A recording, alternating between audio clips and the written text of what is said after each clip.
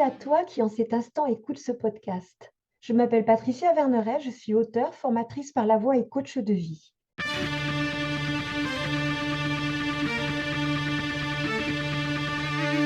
De par les cours que je donne, je suis en lien avec des jeunes gens entre 18 et 25 ans. Il m'a semblé intéressant d'écouter les questions qu'ils se posent et de leur apporter, sans aucune vérité absolue, des angles de vue différents, pour leur donner des clés qui les aideront peut-être à écouter la vie en eux qui saura les guider à cheminer sur leur propre chemin. Et on se rend pas toujours compte de tous les traumas qu'on a forcément parce que parfois on les oublie, non? Enfin, Ah mais bien sûr qu'on les oublie, mais c'est quand ils ressurgissent, vois ça comme une opportunité. Plus l'émotion elle est forte, plus elle vient de loin dans le passé. mhm. Mais du coup, c'est dur parfois de les identifier quand on ressent quelque chose et que c'est pas arrivé récemment, quoi. Ce qui était dur au début va te devenir de plus en plus facile. C'est-à-dire Mhm, que quand tu es là et déjà tu te poses la question, bon, qu'est-ce que je ressens? Où c'est dans mon corps? Avant même de l'identifier. Où c'est dans mon mhm. corps? Déjà, tu risques d'être surpris de te dire, mais comment ça se fait que elle est dans mon épaule? Parce que c'est très étonnant hein, quand tu poses ce genre de questions. Ensuite, qu'est-ce qu'elle est, cette émotion? Colère, machin, etc. Mais ça peut être un mélange d'ailleurs. Et plus tu vas interroger, ne te contente pas de la première réponse. Et il y a encore une émotion derrière. Donc tu l'investigues, c'est comme une investigation de cette émotion. Une fois que tu l'as, tu peux te poser la question ensuite, elle vient d'aujourd'hui, elle vient il y a longtemps ailleurs. Et tu laisses monter. Quand vous posez les questions, c'est pas d'y réfléchir, c'est de laisser venir la réponse. Et peut-être qu'au début, elle ne viendra pas. Mais plus vous allez le faire, plus ça va se faire. Regardez par rapport à la voix. Quand au début vous arrivez et que vous n'entendez pas forcément toutes les différences, les subtilités ou les ressentis physiques. Puis au bout d'un moment, ça commence à arriver. Mais c'est tout un cheminement, hein, c'est de la pratique, d'accord? C'est la même chose. Tu vas arriver à un moment donné à te dire, waouh, alors il y a ça, et ça vient pas d'aujourd'hui. Ok. Et là, moi, quand j'arrive à cette étape-là, ben moi, j'y mets de la douceur, j'y mets de l'amour, j'y mets de la respiration. Mhm. Et je dis ok, et merci, merci pour l'info, quoi, tu vois, en gros, parce que c'est une information sur toi-même, Ok. pas sur Mhm, l'événement. Parce que chaque événement peut être vécu différemment par les gens. Tu sais, comme il y a un crime, il n'y en a pas un qui a vu la même chose. Parce mhm. que tout le monde vient avec son vécu, tout le monde vient avec ses ornières, causées par le mental, les émotions, etc. On ne voit pas la même chose et on voit ce qu'on est capable dans l'instant de voir.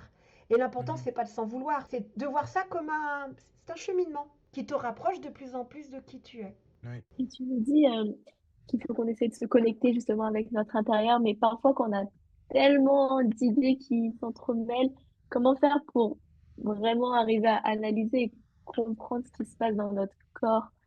Alors, Parce que, déjà, n'essaie pas d'analyser au départ. Au ouais, départ, tu cherches juste à revenir dans le corps, j'appelle ça.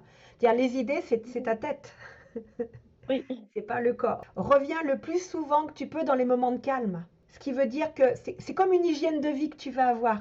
Et plus tu le feras dans les moments de calme, plus les moments où c'est un peu le bordel dans la tête, ça va se faire. Moins facilement, mais ça va se faire. Parce que tu auras pris cette habitude. Ensuite, les idées, c'est comme je te disais, moi ça fuse. Enfin, moi j'ai des idées, j'ai beaucoup, ça fuse, hein, d'accord?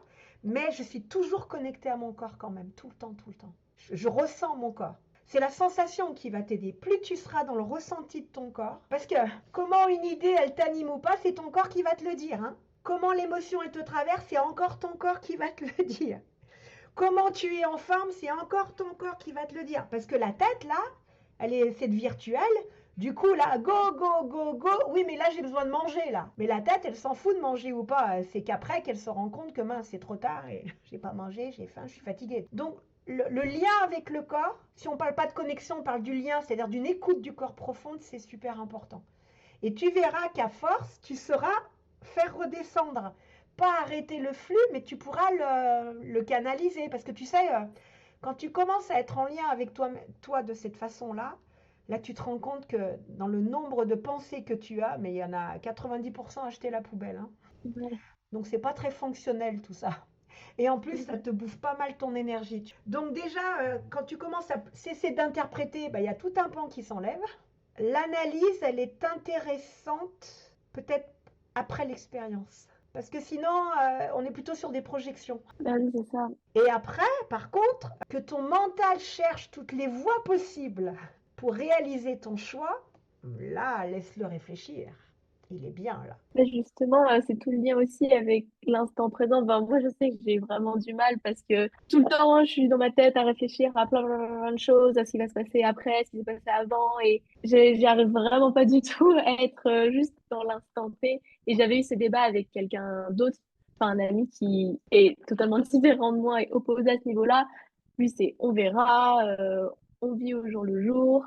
Et ben, c'est vrai que j'ai un peu de mal avec ces visions parce que moi, j'y arrive pas du tout. Et ouais, bah, je sais pas comment on fait pour. Bah, du coup, je pense que voilà, faut se reconnecter avec son corps. Mais Présent, il y a le mot sentir dedans. Si tu sens pas, tu n'es pas dans ton présent. À chaque fois que mm, tu te reconnectes à tes ressentis, tu es dans ton présent. La projection, elle est utile, Charlotte. De réfléchir à son passé, c'est utile, mais à condition que ce soit pareil, dans l'utilité et non pas de façon incontrôlée, justement. Quelqu'un qui n'est que dans le présent et qui se dit moi, tout ce qui m'arrive, je m'en fous, pourquoi pas?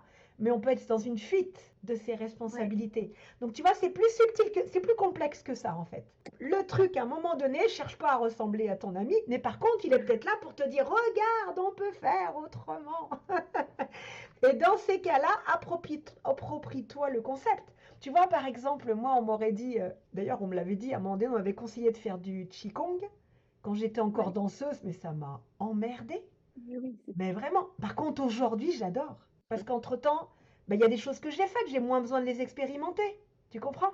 Il y a des fois, on a besoin d'expérimenter cette énergie, tu vois.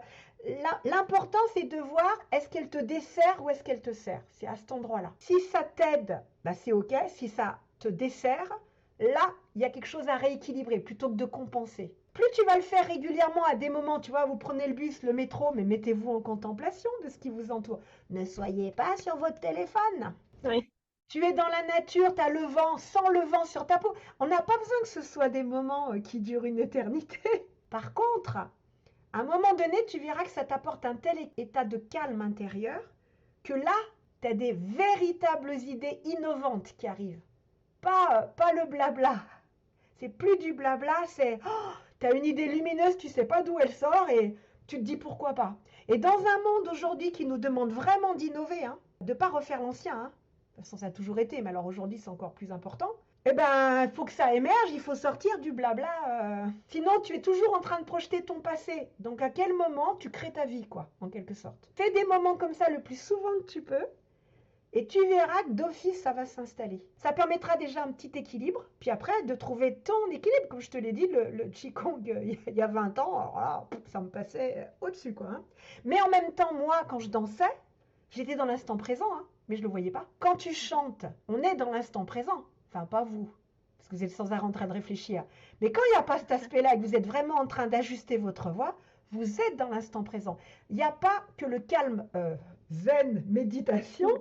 qui vous mène dans l'instant présent. Donc trouve ta façon à toi d'y aller et tu verras que ça deviendra facile. Par contre, à un moment donné, cet outil que tu vas utiliser, il sera peut-être plus bon.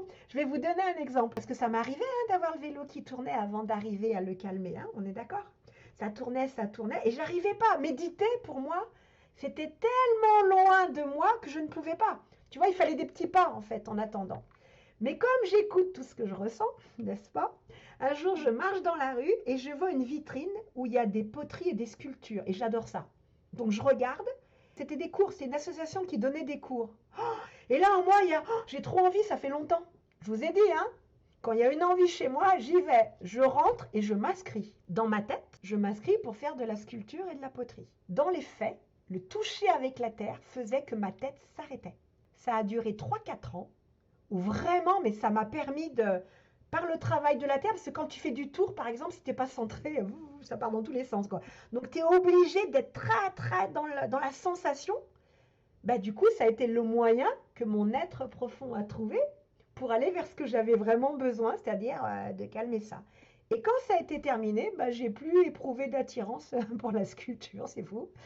Mais j'avais plus besoin de ça et j'ai pu aller plus loin après dans cette envie d'arriver à quelque chose de plus profond en moi. Donc tu peux très bien te dire alors qu'est-ce que je pourrais trouver et puis laisse venir les idées. Pas les idées de là, les idées qui émergent du corps. Ce podcast se termine. J'espère qu'il t'aura mis en mouvement pour te rapprocher un peu plus de ton être profond. N'oublie pas, tout toi seul sais ce qui est juste pour toi-même. Merci pour ton écoute.